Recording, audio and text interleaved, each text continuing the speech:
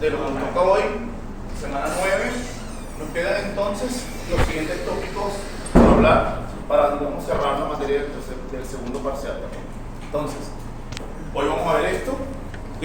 Vamos a ver entonces el problema de Naipes, que es lo que vamos a comenzar, que lo hemos estado utilizando en prácticas, pero no le hemos puesto, digamos, que el nombre, ¿ok? Vamos a ver bandwidth, el ancho de banda, ¿ok? Vamos a ver qué significa eso. Incluso vamos a completarlo con la práctica que les dije, que por cierto viene a terminar hoy arriba en la azotea. La transformada de Hilbert, que es una de las transformadas también utilizadas en comunicaciones. Modulaciones lineales, ¿okay? Para que ustedes cuando vean comunicaciones vean las otras modulaciones, ¿okay? No quedan lógicas, ¿okay? Y luego vamos a empezar a hacer ejercicio, ¿okay? Nos quedan más o menos 2 semanas para hacer ejercicio, ¿okay? Y el nuevo simulacro para entonces ir a parcial, ¿okay? Entonces ahí cuadramos para ver si lo vamos a hacer el jueves, el sábado próximo, que venga, y en la semana. ¿Okay? Ahí cuadramos. Pero será una semana de quitarnos a todos unos días de ejercicio. Entonces ahí cuadramos. Entonces vamos a comenzar con el teorema de Naipes. ¿Okay? El teorema de Naipes lo que explica, lo que nos viene a formar, es cuando nosotros enviamos una señal, transmitimos una señal, se supone que, como yo lo decía al inicio, mi propósito es buscar la salida, y esa salida tiene que ser, por ejemplo, si es x de t, ¿okay? Cuando pase por un sistema, ¿okay? Sea cual sea, lo que lo vaya a transmitir, y depende también del mensaje que yo vaya a transmitir, en y de t, la salida de esa y de t tiene que ser igual, aproximadamente igual a lo que yo recibo, ¿no? Es decir, si yo envío una foto, se supone que yo debo recibir una foto, y esa foto tiene que tener la mayor calidad posible. Ya sabemos que, por ejemplo, hay algoritmos como el de la aplicación WhatsApp. Por ejemplo, si mandamos una foto, por ejemplo, de 50 megas, algo, le enviamos, el algoritmo va a ajustar ahí para que más o menos se envíe sin saturar el servidor, sin saturar la red, y le envía a la otra persona una foto, ¿okay? Esa foto se va a ver bien, o sea, para nosotros con un teléfono, con un dispositivo móvil se va a ver bien, o si estamos usando la web, se va a ver bien, pero si analizamos lo que usted envió con respecto a lo que recibe, va a ver que hay una degradación en cuanto a la calidad de video, resolución, etc. ¿Okay? A veces es imperceptible para el ojo humano, pero si lo analizamos con instrumentos un poco más sofisticados, pues vamos a tener esa respuesta, ¿no? Digamos, vamos a ver que hay una pérdida ahí. Igual pasa con la música. Nosotros tenemos una música, enviamos o descargamos una música, va a ser distinto a lo que nosotros escuchamos, entonces que a veces es imperceptible para el ojo humano, ¿okay? Entonces, por cierto que eso, hablando de la música, bien, hay un documental bastante interesante que está en Netflix, que es del nacimiento de Spotify, que tiene que ver con cómo nació. Es bastante bueno, los invito a verlo para que vean cómo nace, ¿no? Y cómo es, en algunos casos, un poquito, suena feo la palabra, un poquito sucio esa parte de los negocios, esa parte de la política, ¿no? Pero bueno. Entonces, vamos a ver cómo es más o menos el procedimiento de cómo nosotros vamos a enviar una señal, ¿okay? Cómo vamos a recuperarla, ¿okay? Y luego vamos a ver entonces las modulaciones, ¿okay? Entonces, vamos a ver entonces cómo se conecta. Nosotros tenemos, ¿okay? Algunas cosas, ¿no? Tenemos una señal x de t, ¿okay? Y hemos hablado de cuando estamos hablando en la view de mandar, estamos hablando de FS, ¿no? El FS que estamos utilizando. Ese FS o sampling info que le poníamos a los diagramas de bloques es la frecuencia de muestreo. Y vamos a ver qué significa eso de la frecuencia de muestreo y cómo ver qué valor, en la práctica así, sino que uno cuando va haciendo esos ejercicios tiene que ir poniendo un valor allí para que las prácticas de manera correcta. Ahora, ¿cómo lo escojo? ¿O qué criterio es utilizado para poder coger esa frecuencia? ¿Okay? Entonces tenemos x de t, en este sistema pequeño tenemos x de t, tenemos que se multiplica por una señal p de t, ¿okay? Si estamos hablando, vamos a aprovechar del ejercicio, si estamos hablando de que esta señal x de t en tiempo y p de t en tiempo se está multiplicando, en frecuencia pasa algo. ¿Qué es lo que pasa? Según la propiedad número 6, convolución. estamos hablando de un producto en tiempo, estamos hablando de que en frecuencia está pasando una convolución y viceversa. Si estamos viendo una convolución en tiempo, en frecuencia está un producto. ¿Ok? Entonces, eso nos va a servir entonces para hacer algunas cosas. Entonces, tenemos aquí una señal, le puse una forma cualquiera, ¿okay? La multiplicamos por un tren de deltas, ¿okay? Ubicados en T sub S, ¿okay? 2 veces T sub S. Nosotros aplicamos aquí, estamos aplicando un muestreo de una señal, ¿okay?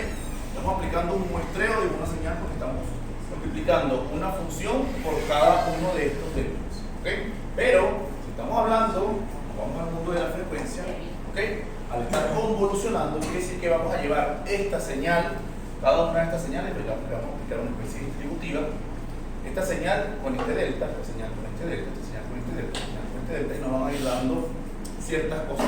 Entonces, en general, cuando tú transmites una señal, ¿okay?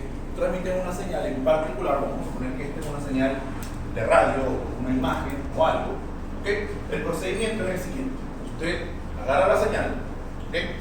La multiplica por, puede ser un coseno o un seno, dependiendo si estamos modulando o no estamos modulando, depende de la red que tú estés trabajando. Vamos a suponer que estamos hablando de que este es un mensaje y va a viajar a través de la red de Movistar, Digital, móviles, cualquiera de los operadores que ustedes tengan. Entonces se va a montar, para poder montarse en esa red, digamos que el proceso que se hace es multiplicar, ¿okay? Multiplicar o modular en un coseno o un seno, ¿verdad? Que esté asignado en la frecuencia en la que trabaje la operadora, en la que trabaje la celda. Digamos que tenemos que transformar ese mensaje a algo que mi red, en este caso, por ejemplo, Movistar, sepa leer y pueda a través de la celda salir a donde tiene que salir. Todo ese procedimiento, ¿okay? Pasa en milisegundos, ¿okay? Eso es muy rápido, pasa milisegundos, a veces hasta microsegundos, dependiendo de la superconexión y de la generación en la que estamos. Que por cierto, aprovecho de aclarar, que alguien me lo preguntó, nosotros hablamos de 1G, 2G, 3G, 4G, 5G. Coincidentemente a veces pasa que, cuando hablamos de telefonía móvil, coincidentemente a veces pasa que las frecuencias que utilizamos, ¿okay? Para esas generaciones, porque esa G, 1G, 2G, 5G, está hablando de generación, está hablando de frecuencia de gigahertz, ¿okay? Entonces, cuando uno está hablando de esas, digamos, generaciones, coincidentemente a veces pasa de que las frecuencias que se utilizan para esas generaciones coinciden con que casualmente sea 4G, 4 GB, me refiero, 5 GB, etc. Pero no significa que esa G en particular de las generaciones de telefonía móvil que tenga que ver con la frecuencia. A veces coincidentemente pasa. Por ejemplo, cuando nosotros estamos comprando un router de los nuevos, dual band, etc., fibra o algo, van a ver que tiene la 2.4. La 2.4 siempre es la más reconocida, es la que más se trabajó, es la que más tiene tiempo. Y ahora hay la 5.7, ¿okay? Que es la red de 5G. Entonces, obviamente, el rango, vamos a poner un router, no sé, ponerle algo, la cobertura de algo que sea 2.4, ¿ok? 2.4 es bastante grande, ¿okay? Dependiendo del router que usted coja, pero es bastante grande. Mientras que la de 5G, ¿okay? Es muchísimo más pequeña, ¿okay? Muchísimo más pequeña. Estoy hablando de que es casi el 70% menos de lo que cubre 4G, perdón, 2.4 GHz, pero las velocidades aquí son infinitamente más mayores que con respecto a la 2.4. ¿Okay? Entonces, obviamente, para poder tener un router 5G, pues el servicio que usted contrate, pues debe tener activado el 5G. No crea usted que apenas usted conecte CanTV, por ejemplo, usted conecte CanTV, que es un router de dual band, él le va a ofrecer una buena calidad en las dos bandas. O sea, la que más tiene, pues obviamente va a ser la de 2.4, pero en general eso es lo que pasa, ¿okay? Eso lo vamos a ver en otra materia, pero es bastante interesante ese mundo en particular. Pero bueno, volviendo a esto, usted el procedimiento que hace para enviar una señal es, toma el mensaje, digamos que lo mete en el sistema, y es multiplicar, muestrear o convolucionar, ¿okay? Por o un coseno o es un tren de delta. Cuando tú ves un tiempo, un coseno en tiempo es deltas en frecuencia, ¿okay? En parte delta de frecuencia ubicado en la frecuencia donde esté, centrado en esa frecuencia donde esté, a la mitad de la amplitud. Y luego tienes que hacer el proceso contrario, porque al final no quieres ver la señal así, si no me quieres ver, digamos que lo que estoy enviando. ¿Okay? Entonces, tenemos la señal original, la enviamos, se mete en la, digamos que en la red, ¿okay? Que es convolucional con este poco de deltas. Se presenta esto es lo que está viajando por la red.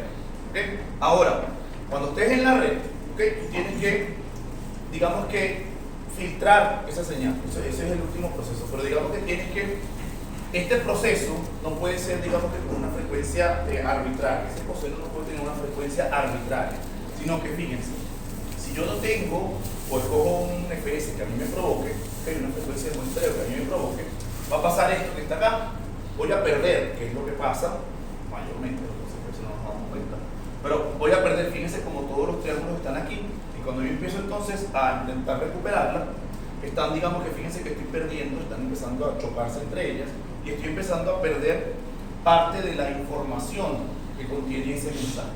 A veces, bueno, si es una foto, a veces, bueno, me llegue la foto de un cálculo de un pago, por ejemplo, o algo, bueno, no me importa mucho, pero si es una foto del estudio y yo la mando por un celular, etcétera, por WhatsApp, por ejemplo, va a perder, digamos que resolución. ¿Okay? Entonces, digamos que no la puedo usar ahora como quiera.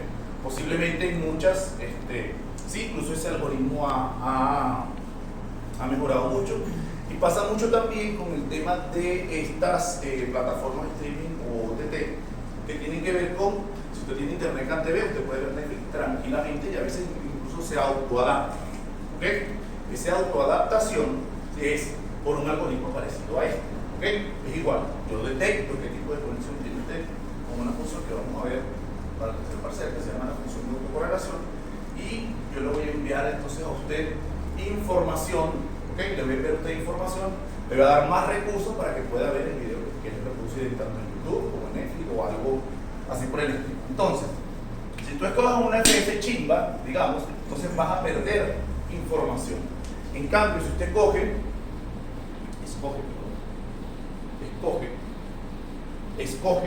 un FPS que sea este que está acá, que es lo que dice el teorema de Nagel, que dice que para tú muestrear una señal,